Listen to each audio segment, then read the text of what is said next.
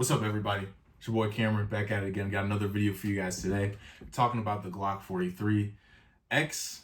Really excited about this one. Super excited that I was able to use it a lot and test it and all that stuff.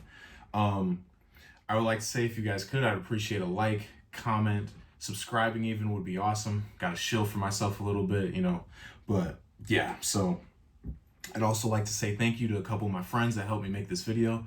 I'd like to say thank you to Joe for helping me record some of the B-roll, some of the footage for it. I'd like to say thank you for Anthony for also helping me record some footage from older videos and stuff like that. Jack for helping me make music. He made music for some of my videos, so it was really cool to actually be able to have some, some music that was, handmade for me. And then I'd also like to say thank you for Pony, because he's helping me to edit these videos. And all that stuff, so I can deliver you guys some higher quality content. So appreciate y'all. You guys are amazing. Thank you so much, and I'm forever grateful. But without further ado, we're gonna get right into this 43x. I'm gonna give you like a 30-second synopsis of what I think. So the 43x, she's perfect for someone who's worried about concealability and concealed carry and printing and stuff like that. Because this is a thinner gun, it's a smaller gun than like your Glock 19s and your Glock 17s, she's going to conceal a little bit better, or a lot better actually, especially if you're a skinnier guy like me, or you're wearing tighter or you're wearing tighter clothing and stuff like that. So for skinnier people or tighter clothing, this is going to be a good pistol for you. But I don't like this pistol. And the reason why I don't like this pistol is because it's smaller. I don't like smaller guns, especially now, compared to when I was a little younger and what I wore. So we're going to get a little bit more into depth as the reasons as to why later on. But without further ado, we're going to get right into it. I'm going to go in a little bit more detail. So to start it out, I'm going to turn this fan off because it's pissing me off. First, I'm going to start off with the barrel. Accuracy, amazing. She's been very accurate for me. I've pushed her out to 50 feet, hitting steel, or 50 yards, my bad. 50 yards hitting steel. She's worked very well, have absolutely no problems with the accuracy department. Glocks are pretty accurate pistols. So yeah, there's no need to get any like aftermarket barrels or anything like that unless you want to thread on a compensator or something of that sort. More power to you if you want to. So she's been perfect for me. To the slide. So we have our front slide serrations, which are really good for like your press checks and stuff like that, which is really cool. I like doing press checks. It's just easier for me as opposed to like going back from here. Also, with the press check as well, it's a lot easier to manipulate the pistol. So if you have a malfunction, which I've had none, for me it's easier to do it from the front as opposed to the back. Even though I like going from the back sometimes. It's a little bit more traditional, more my speed sometimes. Anyway, yes, so you have those front slide serrations and all that. Also too, you have a loaded chamber indicator right here, which is absolutely amazing.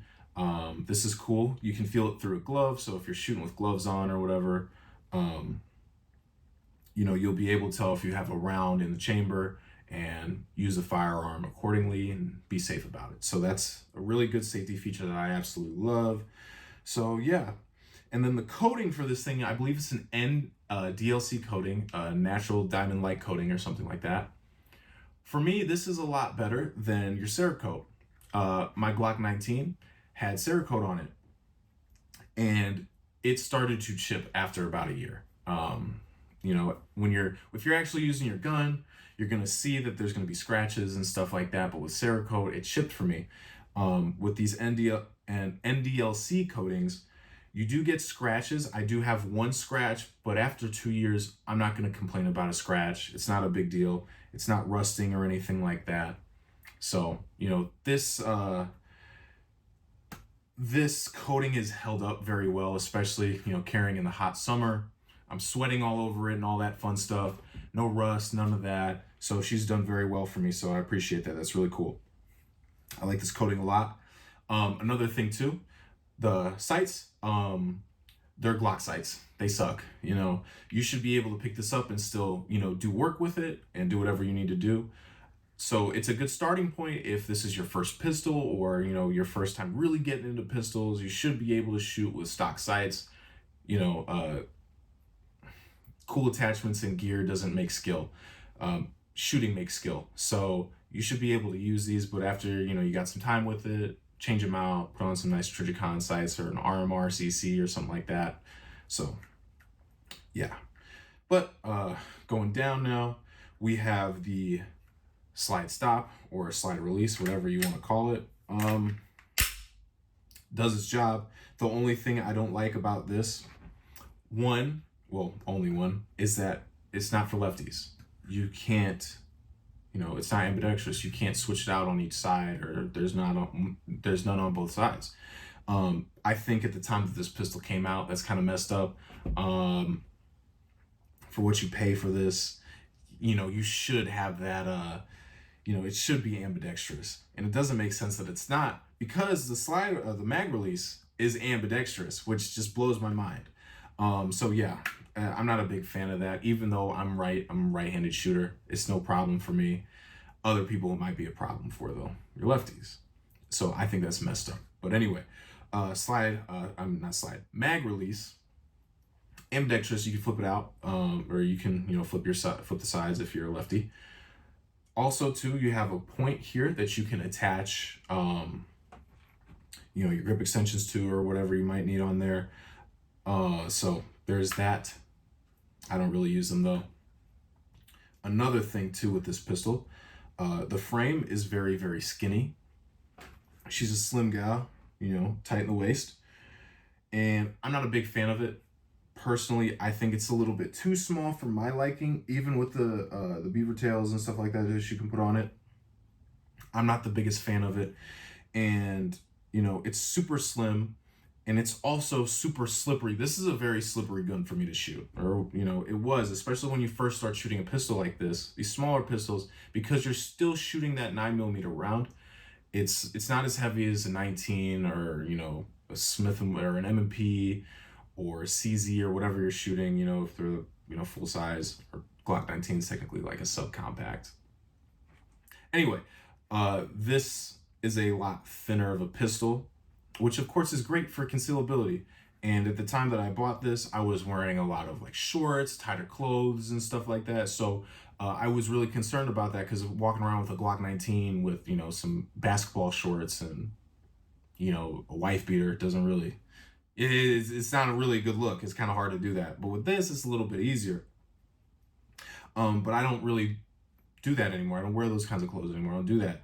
So I don't really use this that much anymore. I don't shoot it as much, or I don't carry it as much as I used to. So my philosophy kind of changed around it. And this frame is so slippery, it's so smooth, that when you first start shooting it, if you're not used to shooting a smaller pistol like that, it'll get away from you a little bit. So it kind of forces you to have to squeeze down and clamp on it a little bit more than you would normally have to with like a, fuller size pistol. Which, that's a training issue. That's something you need to kind of get past. After a while, you get used to it. But when you first start shooting pistols, people will usually tell you, just death grip it. And that's perfectly fine. That's okay. But as you progress a little further, you kind of learn you don't want to be absolutely just clinching with your main hand. You want to also you want to kind of relax that hand, because that will cause you to jerk a little bit when you pull the trigger, especially if you're like doing that and all that stuff. So with your support hand, that's doing most of the like pulling back into you and also keeping you on target. So after you shoot, boom, boom, boom, you bring it back down with your thumb. So I'm not a big fan of it. I personally don't like it. She's just a little bit too snappy for me to carry all the time. And if I'm going to carry, I'm going to carry my Glock 19. And that's what I carry every day. I don't carry this anymore for that reason. But anyway, going to the trigger now. So another thing I don't like about this pistol is the trigger. Glock triggers are known for not being the best, but this one is like exceptionally bad for me. My Glock 19 Gen 5, it was a trigger. I didn't really care. I never really cared about triggers. But this thing is just absolutely horrible. And the reason why is because it's really gritty. It's a heavy pull. So I'm just not the biggest fan of it. So we're gonna do this trigger one real quick. So you got a little bit of play right here. Then you got your wall, boom. It's a heavy trigger pull. We're gonna do the reset. There we go. Boom. Just not the biggest fan of it, y'all. It's very gritty. I don't like it, so it is what it is, but whatever. Next, we're gonna get into the mags. Now, for what you pay for this pistol, the fact that Glock has only been able to come with single stack 10 round mags has been an absolute shame. There's competitors out there that have 15 round mags, factory mags. With this, if you want to be able to carry 15 rounds, you got to get a shield mag, which has been through 3 generations already, I believe, at the making of this video. And you got to not only buy different mags, but you also need the mag release for it as well, which you have to switch out, which is an absolute pain on these guns, apparently. I got a buddy who just won't stop talking about how much he hates that he had to do that. It was such a pain in the ass for him, I guess. I don't use those mags. I use factory Glock mags for all my pistols. I don't use any aftermarket mags. So, you know, if you're fine with that and you want to try those mags out, this isn't the video. I don't have experience with them, but there's the shield mags, and then there's also PSA like mini dagger mags that are really cool. Apparently, 15 round capacity as well. So yeah, when you have pistols like SIG coming out with 15 round mags just from the factory with a pistol that's smaller than this, Glock's kind of getting beat out in that department. You know, of course it's Glock, it's very reliable. I'll take a Glock over a SIG any day, but Glock needs to step up its game when it comes to the mag capacity for these pistols. So yeah, that's another thing that I'm just not really happy about. Finally, talking about the frame and the pistol itself, she's thinner, so it's easy to conceal. Also, she's not the same, she's a little bit smaller in lengthwise than the Glock 19, which is really cool. So if you're really concerned about concealability, this might be the pistol for you.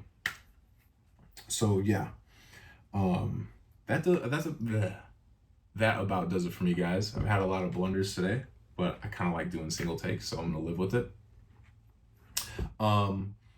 You know what, I appreciate it. Again, if you guys could leave me a like, a comment, a sub, that would be absolutely awesome. Also in the comments, if there's anything that I missed, please feel free to let me know. Ask me any questions you guys might have about anything, or video suggestions. You know, I really appreciate it.